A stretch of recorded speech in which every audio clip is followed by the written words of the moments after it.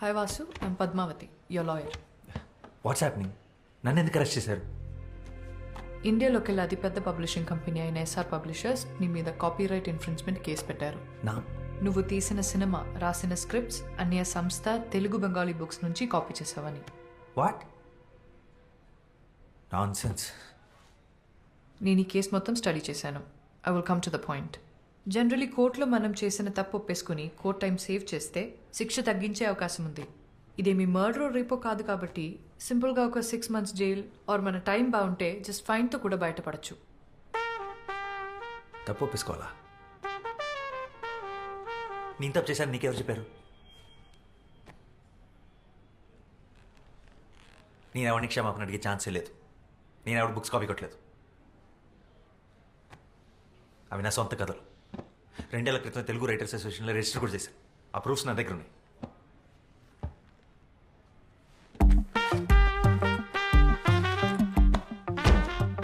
ఇవి 50 years back publish అయిన books. Exact same to same రాసావు. అరే, కాపీ కొట్టేటప్పుడు కనీసం క్యారెక్టర్స్ పేర్లు మార్చాలన్న కామన్ సెన్స్ కూడా లేదంటాయా నీకు? యాసిడ్స్ రాసావు. 5th class పిల్లాడు చదివినా చెప్తాడు నువ్వు కాపీ కొట్టావని. చూడు, ఇంకోసారి కాపీ కొట్టానంటే మర్యాద ఉండదు. ఈ పుస్తకాలు నేను ఎప్పుడు చదవలేదు. ఇది ఎవరు రాసాడు నాకు తెలియదు. అసలు నాకు బెంగాలీ రాదు. డాక్టర్స్ దగ్గర, లాయర్స్ దగ్గర అబద్ధం చెప్పకూడదు. నిజం ఒప్పుకుంటే నీకే మంచిది.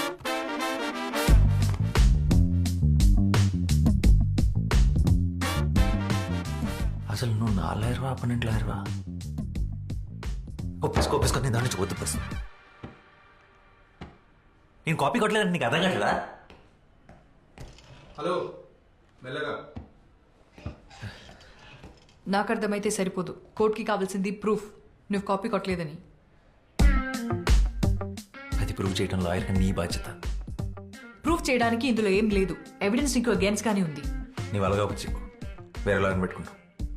Okay, good luck.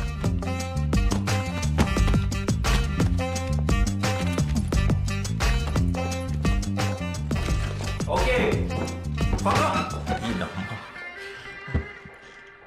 నా వల్ల కాదు ఇదంతా. వేరే లాయర్ని చూసుకోండి. ఇంత మొండిగా ఉంటే ఏం చేయలేం. ఏమైంది? It's simple open and shut case. తను కోఆపరేట్ చేయకపోతే నేను చేయగలిగింది ఏం లేదు. Please, he's really important to me. కాదనుకో.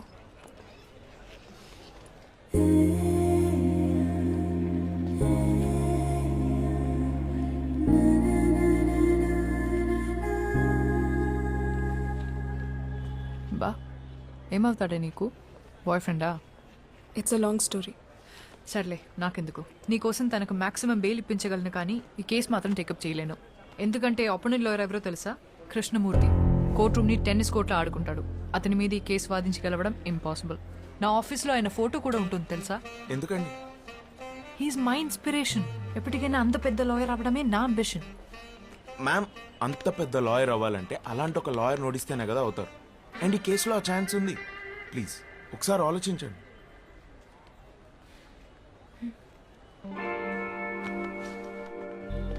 Copyright case OS number 234 of 2021. Complainant SR Publishers accused on Vasudev Ganta. Yes, proceed. Your Honor, నా client SR Publishers దేశంలో కల్లా ఒక లీడింగ్ పబ్లిషింగ్ హౌస్. 50 సంవత్సరాలుగా దేశ సాహిత్య సంపదకు ఎంతో కాంట్రిబ్యూట్ చేశారు, యువర్ ఆనర్. నా coming to the point, the issue here is Vasudev అనబడే ఇతను నా క్లయింట్ ఇంటెలెక్చువల్ ప్రాపర్టీ అయిన Astitva, which is the best sold novel, దాన్ని కాపీ కొట్టి స్క్రిప్ట్ గా మార్చి ఒక సినిమా తీశాడు. That is not all, your honour. ఇంకో 2 పుస్తకాలను కూడా కాపీ కొట్టి అలాగే స్క్రిప్ట్ గా మార్చి బాలీవుడ్ లో ఒక ప్రొడక్షన్ హౌస్ కూడా అమ్మేశాడు మిస్టర్ వాసుదేవ్. ఈ కథలు రాసింది మరెవరో కాదు, 1970లో తన రచనలతో ఈ దేశాన్ని, ప్రభుత్వాన్ని కదిలించిన Bengal Telugu legendary writer Shyam Singha. Originals తాలూకు కాపీస్ మరియు వాసు కాపీ కొట్టిన స్క్రిప్ట్ నేను కోర్టుకి సబ్మిట్ చేస్తున్నాను. Please.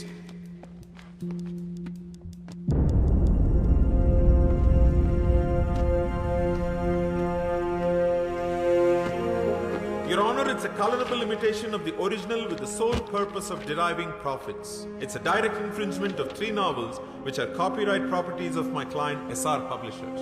So now on behalf of my client under section 63 of the Copyright Act 1957, I hereby demand accused Mr. Vasuki 5 ఏళ్ల జైలు శిక్ష మరియు 10 కోట్ల జరిమానా.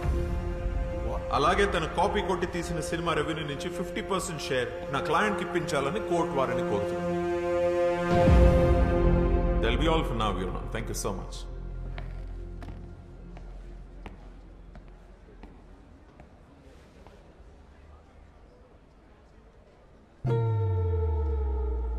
డిఫెన్స్ దీనికి మీరేమంటారు? ఇప్పటికైనా ఒప్పేసుకో. ఇంపాసిబుల్. యువర్ ఆనర్, ఇది ఒక ఫాల్స్ అక్యుజేషన్. నా క్లయింట్ ఈ అక్యుజేషన్ ఒప్పుకోవట్లేదు. We plead not guilty. My client is innocent until proven guilty. 2 copies ని కోర్టు వారు వెరిఫై చేయడం జరిగింది. 98% సేమ్ గా ఉంది. కాపీ కొట్టకుండా ఎగ్జాక్ట్ గా ఎలా రాస్తాడు? I don't believe it's a coincidence. తను తప్పు చేసాడు అనడానికి కోర్టుకి ప్రైమా ఫేసి ఎవిడెన్స్ సరిపోతుంది. Then how do you defend and prove your innocence? Sir అవి సేమ్ ఎందుకునే నాకు తెలియదు.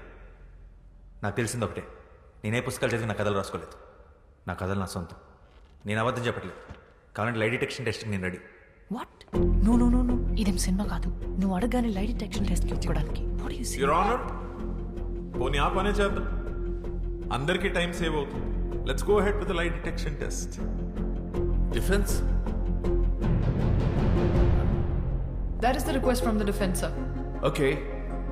సెక్షన్ 45 సెలెక్షన్ ఆఫ్ ఎవిడెన్స్ కింద ఫోరెన్సిక్ డిపార్ట్మెంట్ వారిని మిస్టర్ వాసుదేవ్ మీద లైట్ డిటెక్షన్ టెస్ట్ చేయడానికి అనుమతిస్తుంది.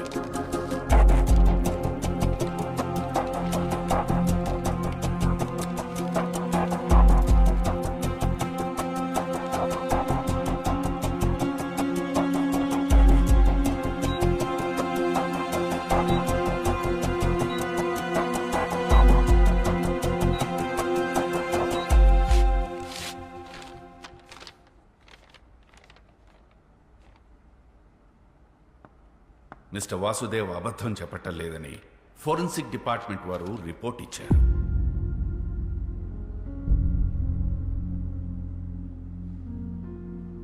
యువర్ ఆనర్, లై డిటెక్షన్ టెస్ట్ ని కొరాబరేటివ్ ఎవిడెన్స్ గా తప్ప కంప్లీట్ ఎవిడెన్స్ గా తీసుకోలేదు. I'm sure the defence is well aware about this. లై డిటెక్షన్ టెస్ట్ ని చీట్ చేయగల టెక్నిక్స్ కూడా లేకపోలేదు. ముద్దాయి సరైన సాక్ష్యాధారాలతో తను నిర్దోషులని ప్రూవ్ చేసుకోవాల్సి ఉంది. ఇంకా అప్పటి వరకు మిస్టర్ వాసుదేవ్ మీద ఉన్న చార్జెస్ అలానే ఉంటాయి. That's all, your honour.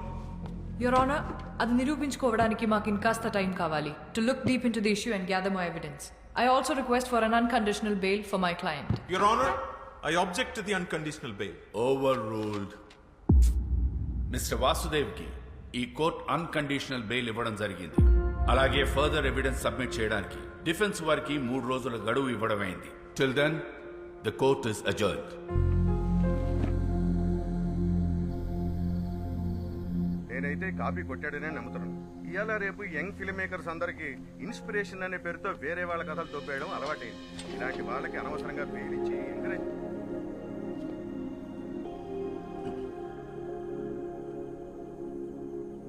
ఎలా ఉన్నావు? బాగున్నాను.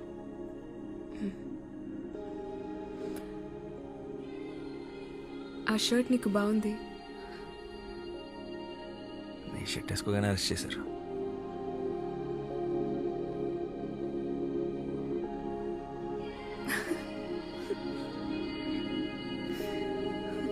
But thank you. హలో, నీకు బెయిల్ ఇప్పించింది నేను. నాకు చెప్పు థ్యాంక్స్. ముందు నువ్వు నన్ను నమ్ము, అప్పుడు చెప్తాను. ఎలా నమ్మమంటావు? నువ్వు రాసింది ఎగ్జాక్ట్గా బుక్స్లో ఉన్నట్లే ఉంటే. అదే నాకు అర్థం కావట్లేదు. మరి ఎంత సిమిలర్గా ఉంటుంటే. ఏదో ఒకసారి బుక్స్ లేవు.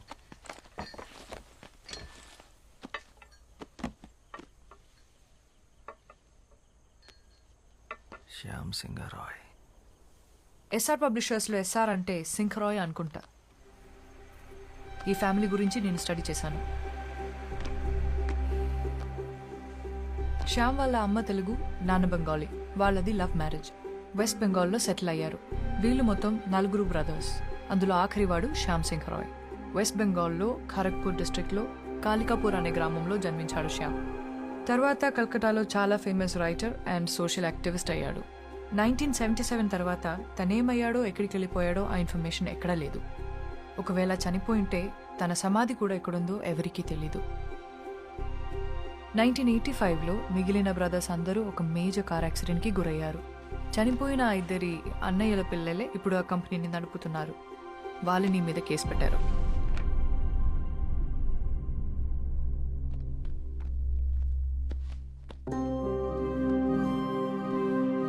శ్యామ్కి సంబంధించి ఈ బుక్స్ మీద పెయింటింగ్స్ తప్ప ఫొటోస్ ఏమీ లేవు. అండ్ వీళ్ళ మదర్ తెలుగు ఒరిజిన్ అవ్వడం వల్ల శ్యామ్ తెలుగు భాషలో కూడా ఎక్స్పర్ట్. చాలా బుక్స్ తెలుగులో కూడా రాశాడు.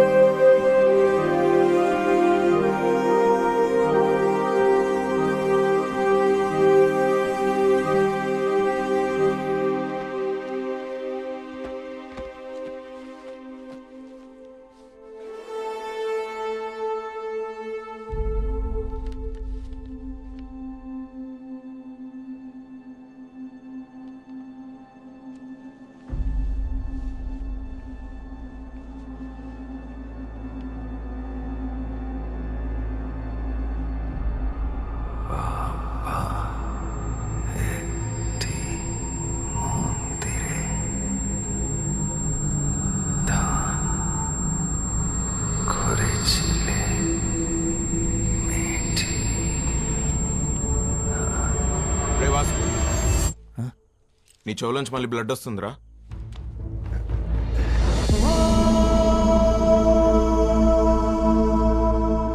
ఆ బ్లడ్ ఏంటి? వీడు అప్పుడప్పుడు ఇలా జోన్ అవుట్ అవుతున్నాడు.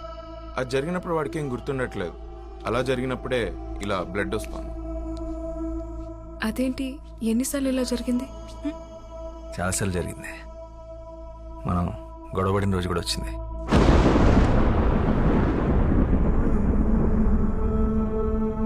ఈ స్క్రిప్ట్ రాసినప్పుడు ఒకసారి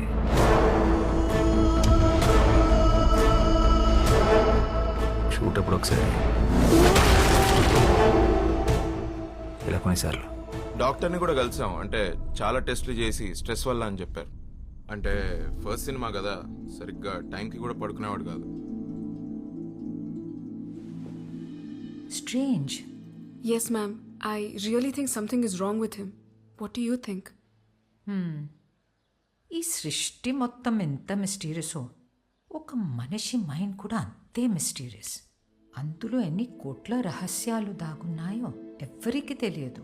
human consciousness is an ocean full of secrets. మరి వాసు విషయంలో ఏం జరుగుతుందో తెలుసుకోవడం ఎలా? We can try clinical hypnosis on him. Hypnosis?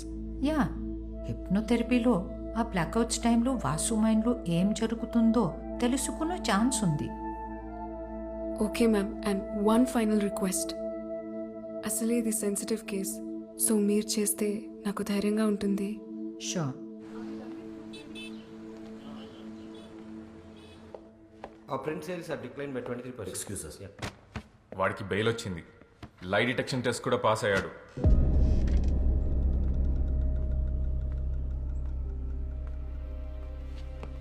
కాకు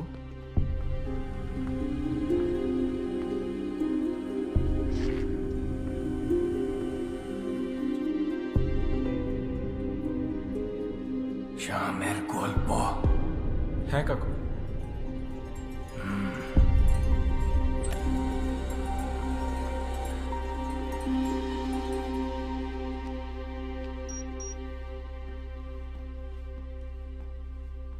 Sit.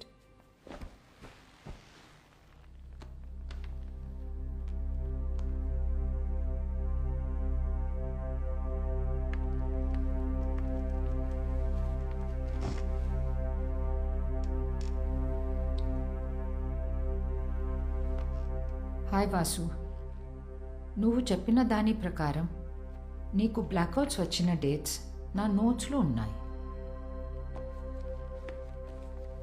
Vasu, I'm going to start the procedure now.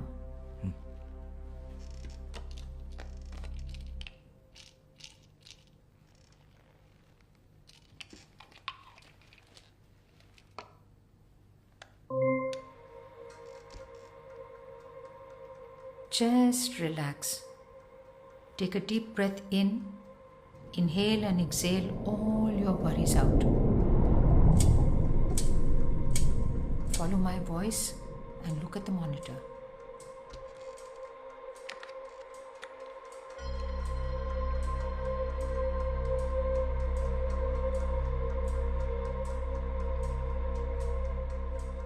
E-book, నీ లైఫ్. ఇవాళ డేట్ ఎంతో తెలుసా? August 17th.